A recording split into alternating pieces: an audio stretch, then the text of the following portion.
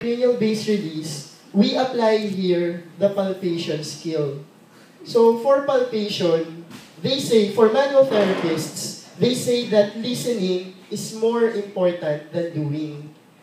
So listening meaning, we believe in what we palpate, in what we feel. So we have to trust what we feel. So that is the basic principle, especially in craniosacral therapy. You really have to believe in what you feel. Because later on, we will try to palpate, to feel for any movement that is happening or to feel for any changes that is happening for the muscles and for the cranial area. So, yun po yung general principle nila for the craniosacral therapy. So, less is more, yun yung sinasabi nila.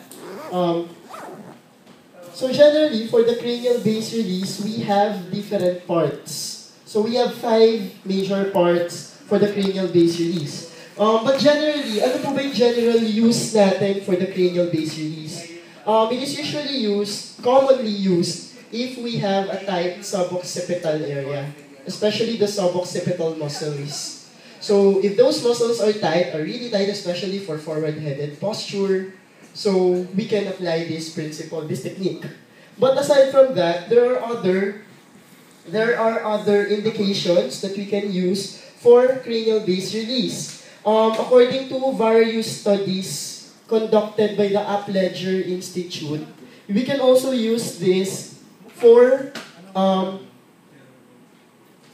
let's say subacute stage of any Rhineck, subacute stage but not during the acute stage. So we can also apply it. They say it was proven by their studies if the patient has heart arrhythmia and if they are stressed. So for stressed people, it's very effective. Actually, when I apply it to my mom, she's usually relieved from stress each time I apply it. So that is, actually, the first time I practiced it is with my mom. So during the times that I was practicing it sa mom ko. Okay, so for the cranial base release, again, 5 stages po siya. So I will give you the brief overview muna, then later on I will be demonstrating it. So, first, if you will see in this picture, ilalagay lang po natin yung mga fingers natin on the suboccipital area, suboccipital muscles. Then, we just place our finger there, not doing any poking action, so not really pointing towards the muscle. So we will just wait for the muscles to react. So here now enters listening.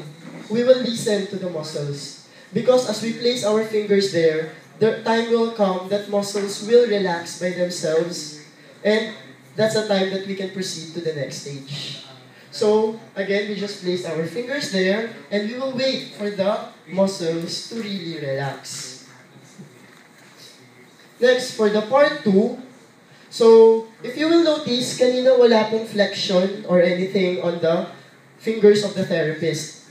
But now, through the MCP or through the PIP, we will be doing some flexion. So what will happen is, tumataas na yung distance ng occipital area ng patient natin from the plinth. So with that, we are adding more extension on the area. So we are actually somewhat pushing the C1 and the C2 bones, vertebra, anteriorly, while the cranial base, while the cranium is being pushed posteriorly.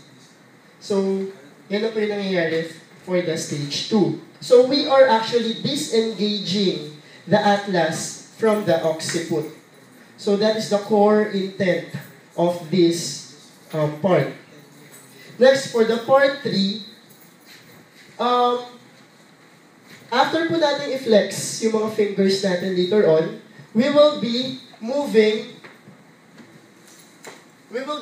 our fingers ng pagganito po.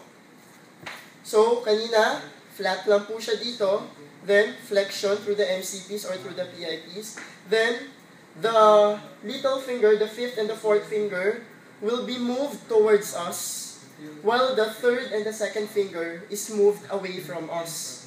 So what's happening here now is, di ba nandito po yung muscle? If these fingers are being moved towards us, and these fingers are being moved away from us, then we are applying some stretch on the suboccipital muscles. So we are further stretching the suboccipital muscles and further disengaging the atlas to the cranium. So yun po yung core intent naman nung part po na to. Aside from that, usually a problem that we see for forward-headed posture is a compressed occiput. Meaning, the occiput has less space between the atlas and the bone and the skull. So, if that happens, there are some structures that are being impinged. So, with this technique, if we do the part 3, we are actually disengaging the occiput from the atlas. Then, for the 4th stage, so after po natin gawin yung ganong movement, babalik lang po tayo sa neutral, but now, we will try to move our fingers. The forearm will be moved in a supination motion. So, we will supinate the forearm. Supinate the forearm. So, what will happen now is we are now trying to disengage the suboccipital muscles from the midline. So, palabas naman po tayo. And, how about for the last stage? For the last stage, ang gagawin po natin, if this is the occiput, we will try to move it to further flexion, further stretching the suboccipital area. So maybe I will be demonstrating it here first, then later on to any one of us. Tapos magpa-practice po tayo. So again, re-review lang po natin for the cranial base release. Again, it's very important for the therapist to have the forearms rested. Actually, masyadong mataas ko. So, have the forearms rested. Kasi all throughout the procedure, it may take more than 1 minute or even 5 minutes to finish this. Another rule here is when do we proceed from one stage to the next? So we have to wait for the muscles to react. We have to wait for the muscles to relax before we can proceed to the next stage. So here now enters our listening skills to the muscles. So that's why we palpated before. So last time we met, we practiced our palpation so that we can apply it here. So now, aside from that, another principle that we have to use here for the cranial base release is we only apply a very small amount of force. So for example, if you are trying to disengage the occiput from the atlas, or if you're trying to do this supination movement, we only apply 5 grams of force. Remember that 25 cents that we used last time? So, only, same as the weight of a 25 centavos. So, later on, as I try to move, 5 grams of force lang yung i-apply ko po. So again, before we start, the patient's head should be relaxed. The patient's head should be relaxed, and our fingers should be initially placed under the occiput and near the atlas and the axis. So here we have the atlas and the axis, so malapit na po dyan yung magiging fingers natin. So from the occipital condyle, siguro sila yung first landmarks natin. Landmarks so that we can palpate now for the axis and the atlas. So, initial hand placement. Then, we have to wait for the muscles to relax. Let us try to blend with the muscles. So, parang dito, one entity lang po tayo. Hindi nakahiwalay yung fingers natin dito sa mga muscles na to. We will try to blend with them. So, meaning, blending with them, the muscles will try to relax and they will just react on what we are giving it. So, nandito lang po tayo. Usually it takes around 1 minute or more before muscles relax. Then after they relax, we have to flex now through the MCP. So we have to flex through the MCP or PIP for some. For some, PIP is more comfortable and for some, MCP is more comfortable. So as we move, we will just again wait for the head to relax. How do we know that the head is now relaxed? Di ba pag nakaganito siya, itong part ng occipital bone niya, or is not coming in contact with our palm. So we have to wait for that time that the occipital bone comes in contact with our palm. So, kapag naka-flex na po yung fingers natin, antayin lang po natin siya. It really needs patience. Kasi minsan matagal po talagang inaabot nito. And yun po. Saka again, forearm supported kasi pwede pong mangawit talaga yung kamay nyo dito. Diba, Sir Verge? Next. After po nito, ano po yung third part natin? After the MCP flexion. Okay, so the fifth and the fourth finger will point towards me, while the second and the third fingers will point away from me. But again, we only apply 5 grams of force. So, hindi natin siya bibiglain ng ganon. So, hindi po siya biglang ganon. Actually, it's just a small movement. Hindi po siya malaking movement na ganon. So, small movement lang siya na ganon. But little by little, we move towards that direction. Because we are just applying 5 grams of force. So, if we are here now, we keep the flexed MCP or PIPs. Then, we will try to move our fingers away from each other. So, slowly, waiting for the muscles to relax, to meld with us. Then, let's say relax na po yung muscles, we can proceed now to the next. What's the next? So, forearm will supinate. So, after this position, we will now supinate our forearms. So, we will move laterally. So, ano mangyayari pa nagsusupinate yung forearms? Yung fingers natin mag-move laterally. So, we will move laterally, slowly again, 5 grams of force. What happens kapag more than 5 grams? Muscles will react. Muscles will guard.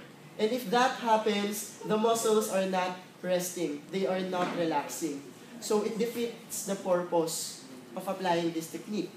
So, we only need to apply 5 grams of force laterally up to that point of supination.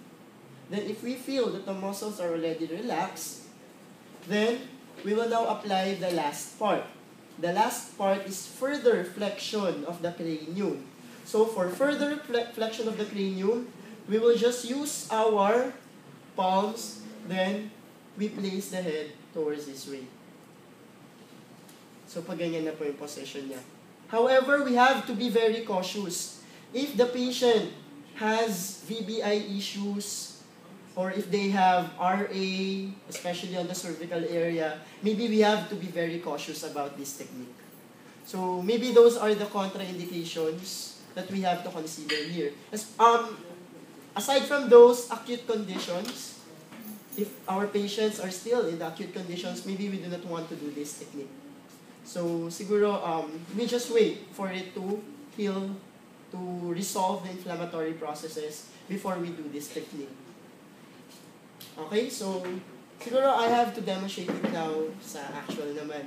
So, sino po kayang gusto mong subject? Sir Ian.